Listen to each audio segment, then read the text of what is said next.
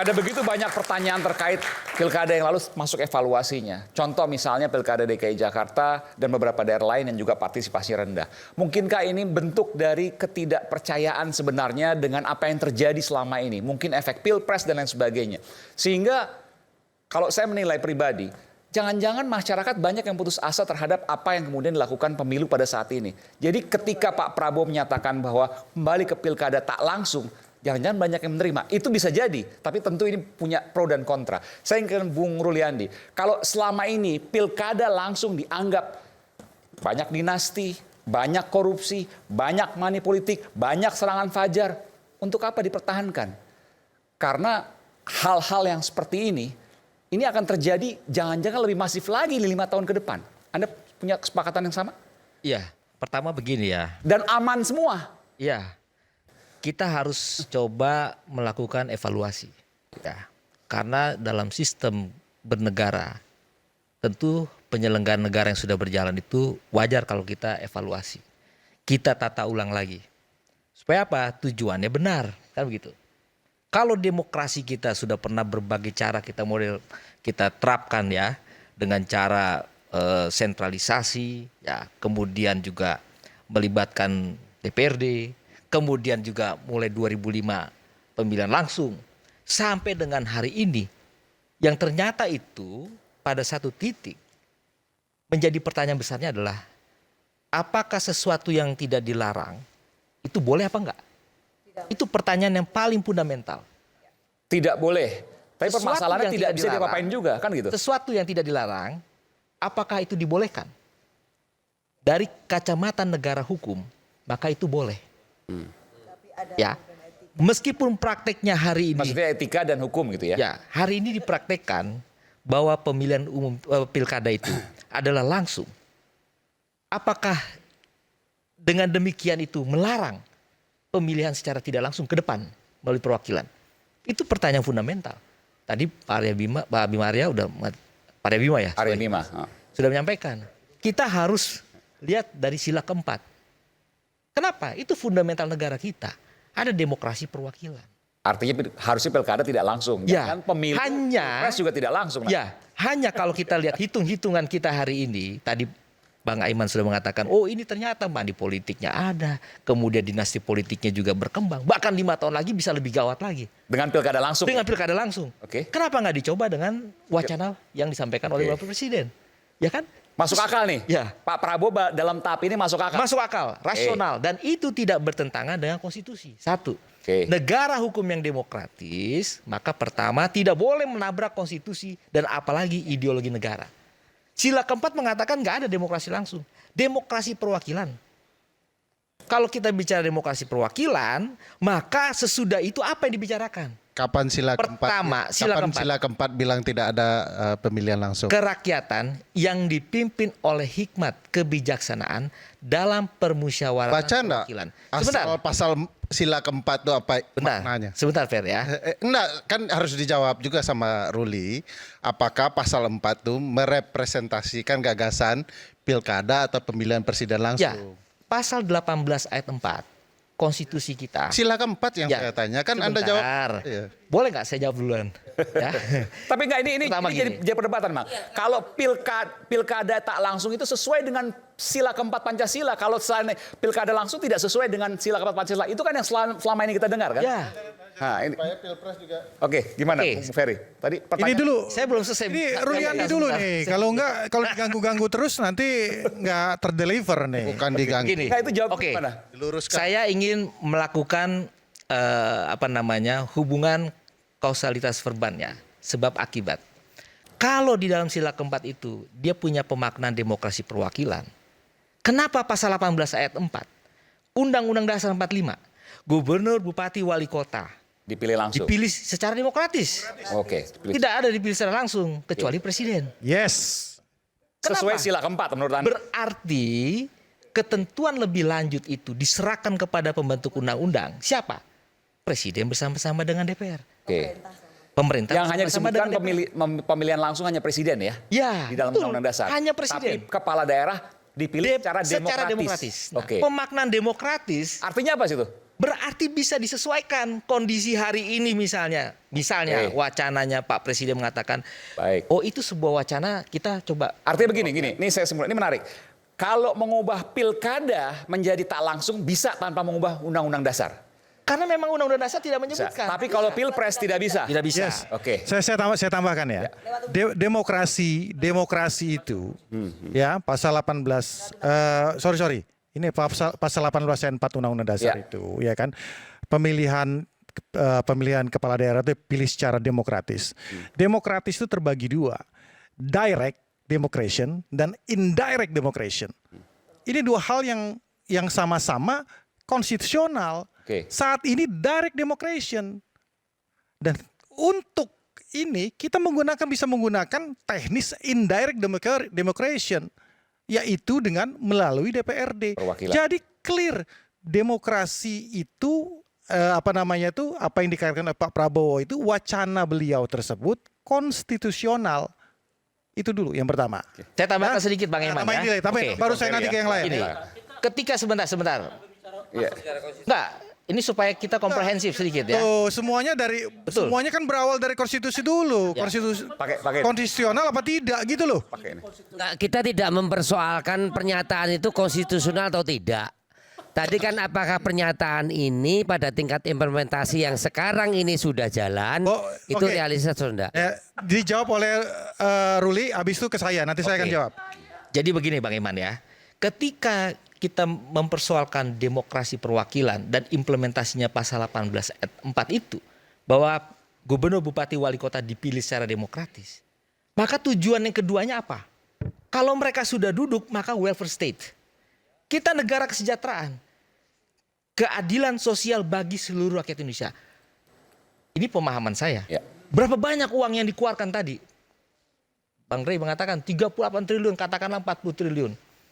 Kalau itu ditarik ke DPRD, lebih minim lagi biayanya. Pasti. Dan apa? Kemana uang itu dipakai? Secara Pembangunan, rasional, bilang. pasti pembangunan, pasti kesejahteraan. Maka sila kelima tercapai, itulah Apalagi welfare state. kalau presiden mengurangi jumlah kementerian. Lebih irit lagi kita dan lebih efisien lagi. Saya ingin Bang Ferry. Oke. Oke ya. Oke, ke Bang Hendra Sam. Oke. Saya ke Bang Ferry. Jadi, Bang Hendra Sam boleh nggak ke Bang Ferry sebentar? Bang Ferry tadi belum soal. ya nggak apa-apa kau. Ini. Saya Mohon bertanya, maaf. soal undang-undang tadi, soal Pancasila sila keempat Ya. tadi nggak ada yang salah. Pertama dari Pak Prabowo dulu ya. Pidato itu menurut saya menunjukkan Pak Prabowo tidak paham konteks konstitusional kita atau setidak-tidaknya pembantunya tidak mengerti. Yang pasal mana nih? Misalnya pernyataan bahwa soal biaya mahal. Oke. Yang buat biaya mahal itu apakah pemilih sehingga pemilih yang dihukum supaya haknya ditarik begitu ya. Atau yang membuat biaya mahal itu adalah peserta dan penyelenggara. Coba disimak satu-satu. Peserta punya ambisi luar biasa untuk membeli seluruh perahu sehingga ada 37-an daerah yang calon tunggal. Apakah beli seluruh perahu itu murah? Itu mahal. Lalu kemudian karena mereka mengeluarkan ongkos mahar untuk bisa menjadi calon tunggal yang dihukum rakyat. Cabut hak pilihnya. Adil enggak itu? Kedua, teman-teman itu berpikir money politik itu harus dilakukan. Kecuali Mbak Lulu ya, saya kenal beliau gitu ya. Mereka berpikir begini, kalau lawan menggunakan money politik, kenapa kita tidak gunakan? Sehingga segala cara dilakukan. Sekali lagi ada tabiat berpolitik yang bermasalah, yang menimbulkan biaya tinggi. Lalu yang dihukum rakyat dengan hak pilihnya. Padahal mereka punya bargaining politik, ya, satu-satunya setiap 5 tahun sekali. Dan itu kemudian dicabut. Tidak adil bagi saya. Kedua, Pak Prabowo menganalisa dengan bermasalah. Satu, bukan karena referensinya Pak Bahlil ya. Karena Pak Bahlil itu kan lulusan UI tempat Bang EG. Belum Belum lulus. di wisuda tapi sudah lulus begitu. Belum pasti. Oh, belum pasti. PhD. Pasti hampir doktor. Menunggu rektor baru. Nah, PhD, pasti hampir doktor. Oke. Nah, bukan karena itu, tapi kemudian logikanya itu tidak tepat dalam segi ilmiah. Kenapa tidak tepat? Beliau mengatakan sebelum ingin pindah ke DPRD, bahwa harus dilakukan evaluasi terhadap pilkada kita yang berbiaya mahal dan lain-lain. Tapi kesimpulannya langsung dibuat. Kesimpulannya harus pindah ke DPRD. Padahal evaluasi belum dilakukan, belum maksimal. Secara ilmiah ini nggak benar. Ketiga, beliau mengutip negara-negara dengan konsep sistem pemerintahan yang bermasalah. Yang tidak masalah itu tidak sesuai dengan konsep kita. Beliau mengutip kalau tidak parlementer ya campuran.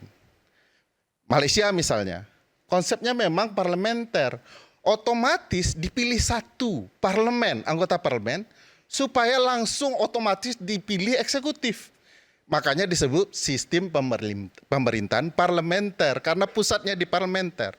Sementara presidensial beda, dia memilih 2 kamar kekuasaan berbeda-beda agar timbul fungsi saling mengendalikan, checks and balances. Nah ini salah contoh. Singapura dan India juga salah contoh. Itu sistem campuran. Harus ada presiden sekaligus perdana menteri. Emang sistem kita mau ada presiden, ada perdana menteri. Siapa perdana menterinya menurut Mas Arya Bima? Kalau nggak Jokowi, yang lain lah gitu perdana menterinya kan. Itu pasti tidak diterima oleh Pak Prabowo sendiri gagasan itu. Jadi contohnya bermasalah. Nah itu satu. Nah mari kita lihat apa yang diperdebatkan malam ini dari gagasan pasal 18 ayat 4 Undang-Undang Dasar 1945. Harus dipahami betul maksud asli dari pasal 18 ayat 4 Undang-Undang Dasar atau original intentnya. Diskusi kita itu selalu ingin bicara pemurnian sistem presidensial, penguatan sistem presidensial. Tidak ke arah parlementer atau yang beraroma parlementer, termasuk untuk kepala daerah. Lalu kenapa kemudian pasal 18 ayat 4 itu menggunakan frasa dipilih gubernur, bupati, wali kota secara demokratis? Bukan secara langsung. Kenapa tidak secara langsung? Karena ada pertimbangan sejarah, konflik masa lalu, kekhususan daerah. Yaitu ada Yogyakarta, ini kota sejarah ini. Kita nggak akan meninggalkan dan tidak akan mengkhianati Yogyakarta karena ada sejarahnya. Ya. Jadi pilihan tidak akan mungkin secara langsung Karena kalau dicantumkan. Secara langsung dicantumkan berarti Yogyakarta juga Jogja harus bagaimana harus langsung kan? Papua, Aceh, DKI konsekuensinya Jakarta, seperti itu. sekarang IKN, ya itu konsekuensinya. Makanya dipilih kata yang membangun demokrasi daerah yang asimetris. Tapi diskusi soal daerah-daerah lain itu bicara soal langsung semua itu. Karena mau diseimbangkan dengan konsep presidensial yang di pusat hingga daerah. Karena tidak mungkin berbeda. Kalau enggak dia harus dibuat undang-undang kekhususannya. Jadi tidak mau digeneralisir semuanya dengan menggunakan kata langsung karena ada aspek sejarah, masa lalu dan lain-lain gitu ya. Tapi Mahkamah Konstitusi, ini berbeda Mahkamah Konstitusi dengan Ruliandi ya. Mahkamah Konstitusi mengatakan pilkada adalah pemilu. Apa konsekuensinya? Digunakan azas pemilu. Berlaku pasal 22E Undang-Undang Dasar 1945. Azasnya langsung, umum, bebas, rahasia, jujur, adil, dilakukan 5 tahun sekali. Kenapa Pak Jokowi nggak bisa 3 periode ini juga alasannya. Azas pemilu. Langsung. Karena pemilu kada di luar kekhususan tadi harus dilangsungkan secara langsung menurut Mahkamah Konstitusi. Jadi menurut saya kita harus paham sejarahnya, normanya, ketentuan pasal-pasalnya, kenapa kemudian dipilih. Nah ini perlu juga dipahami apa yang kemudian yang selalu ada di kepala teman-teman partai politik ini. Bukan teman-teman partai politik tidak mengetahui apa solusinya. Problematikanya selalu di demokrasi internal partai politik.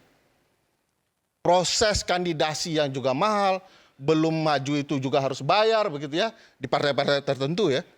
Dari fakta dan kenyataan, Pak Prabowo juga mengakui itu. Nah, bagi saya solusi Pak Prabowo itu mungkin kepada Pak Prabowo yang paling sederhana adalah mungkin Pak Prabowo harus pelajari dulu konsepnya baru pidato.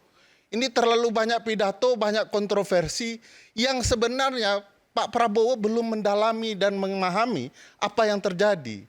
Kita harus lihat ya bahwa di dalam rumusan pilkada kita yang kemarin dilakukan 545 itu, yang bermasalah itu belum kita perbaiki. Tetapi kita malah mencari-cari masalah, sesuatu yang tidak masalah. Apa salahnya rakyat memilih? Gitu ya. Misalnya yang masalah kemarin itu pemilu presiden, pemilu legislatif, dan pilkada cocok tidak dilangsungkan 1 tahun yang sama. Capek enggak? Lelah enggak? Ini Mbak Lulu ini punya banyak pendukungnya juga. Tapi kelelahan semua. Karena waktu yang sempit dan segala macam. KPU kita capek enggak? Lelah enggak? Kita dengar enggak aksi-aksi maksimal dari KPU dan Bawaslu, Mas Arya Bima? Enggak pernah kita dengar. Banyak pelanggaran, Bawaslu diam saja. Kelelahan mungkin saja. Belum lagi kalau mau bicara biaya tinggi, Bang Aiman boleh cek nih valid gitu ya. Teman-teman penyelenggara itu menjelang dan menuju pilkada, rapat hampir tiap minggu di hotel-hotel, mendatangkan seluruh penyelenggara daerah ke Jakarta. Mahal nggak itu? Mubazir nggak itu? Mubazir. Kita ada sistem namanya Sirekap di Pilpres kemarin salah, diperbaiki. Sudah mulai baik itu.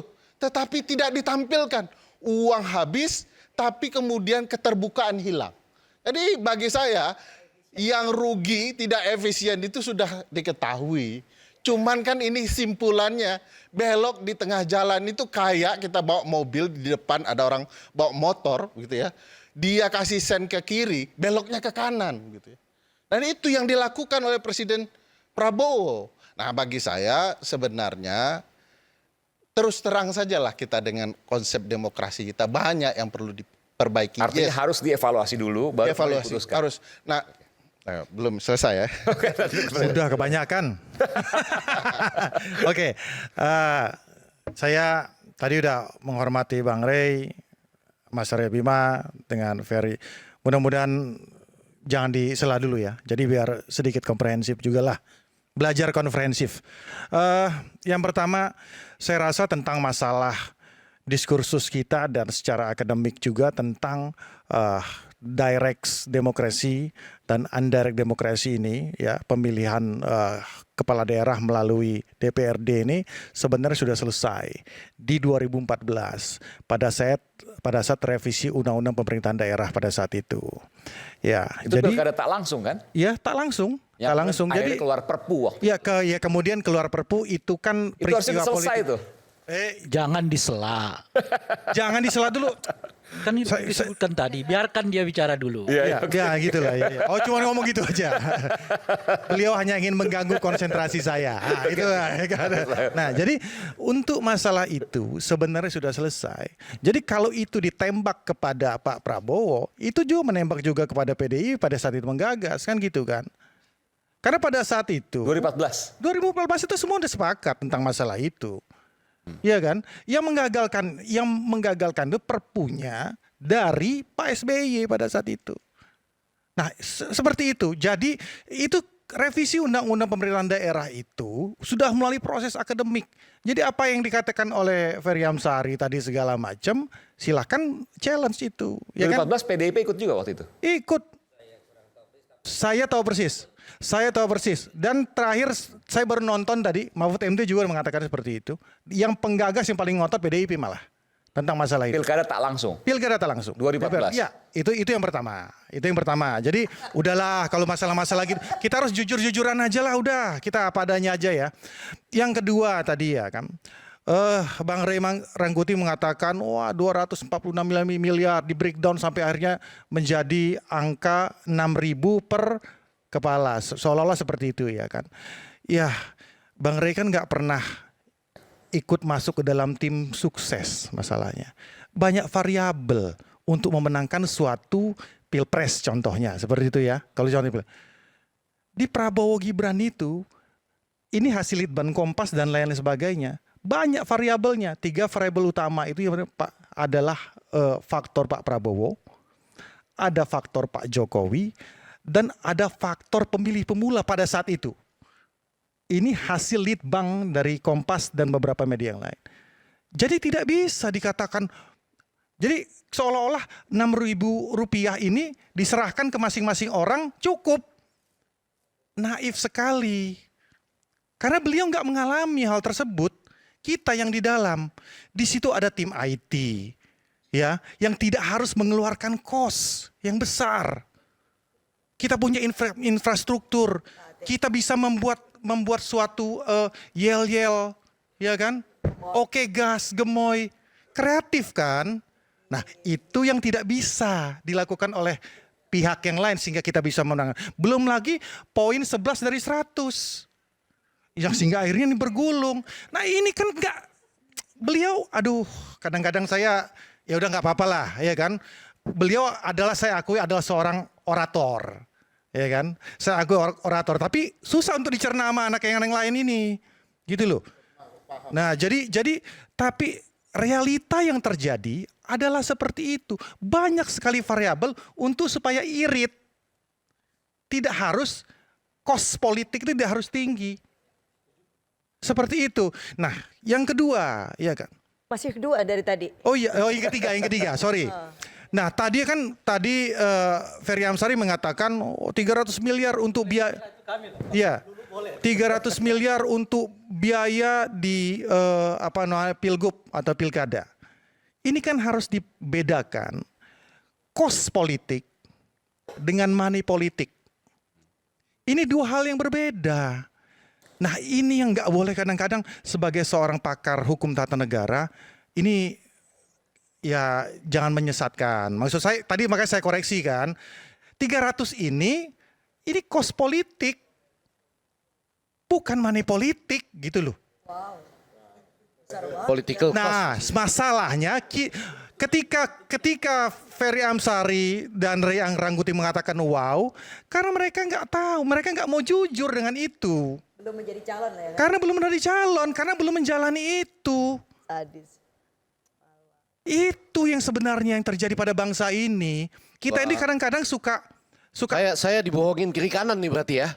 Ulan, nggak boleh. Saya Sorry. duduk di sini, ntar dulu. Tadi Anda disanggah oleh dia ya? Iya nggak, saya mau Berarti kasih Anda tahu. boleh menyanggah dia dong. Saya malam ini menderita betul. Saya mau Iya. sedikit. Saya terus. Saya duduk di sini dibohongin kiri kanan nih saya. Maksudnya? Nah, yang ini. Saya di tengah loh bang. Ya, Aman lah saya ya. Mau bilang ya, malam ini dibohongi kiri kanan tuh dengan cara gini. Yang pertama, ini kan tadi ada tentang mahar dibantah, ya.